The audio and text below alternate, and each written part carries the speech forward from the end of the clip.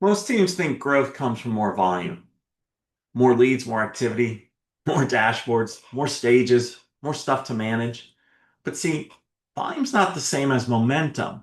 Momentum is buyer movement. That's the shift. And I want you to think about that because a pipeline can look full and still be weak. I've seen it in my career. CRM can look clean and still be lying. A team can look busy and still not be moving deals forward. So the question is why? Well, because seller activity is easy to create, but buyer movement is harder to fake.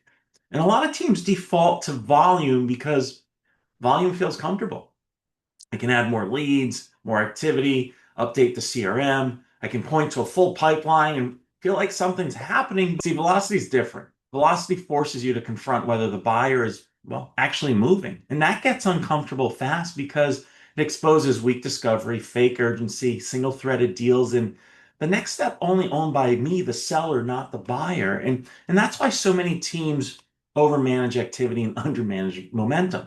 They celebrate next steps. They celebrate stage progression. Hey, we celebrate an activity in the pipeline. It looks good. But the better question is the buyer actually moving? Are more stakeholders getting involved? Is urgency coming from the buyer side, not my side, the seller? Are next steps owned by the buyer or just follow up by the seller? Is the deal getting cleaner or just getting older? See, that is where momentum lives. And this is why old funnel thinking breaks down. Buyers do not move neatly anymore. They loop, they pause, they pull others in, they go internal, they come back with new concerns. They're distracted from life. So if your go to market still expects clean linear movement, you're going to misread the deal. And that's why velocity matters more than volume. See, velocity tells you whether something real is happening. Volume just tells you how much is sitting there. Anyone can create volume, but slow deals do more damage than most teams realize.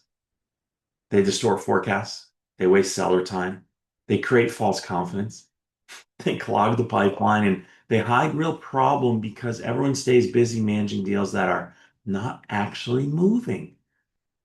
And that's why the best teams build systems that protect momentum. So what does that mean, Scott? They do not just update stages, they make sure the buyer owns the next step. They multi-thread earlier, they run stronger discovery, they get clear on the decision process sooner. They build systems that help them read signals, not just manage activity. And that's also where AI fits.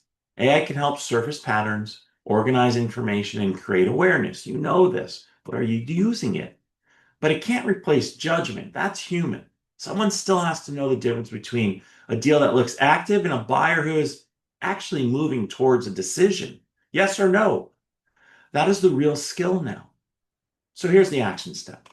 Pull up 3 late stage deals in your pipeline right now and ask, is the buyer showing real urgency or are they just being responsive to you? Do we have more than one engaged stakeholder? Is the next step buyer owned or seller owned? If those answers are weak, the problem is not volume, the problem is momentum. Because the future of go to market is not more activity. That's easy. It's better alignment around real buyer movement. Stop managing optics.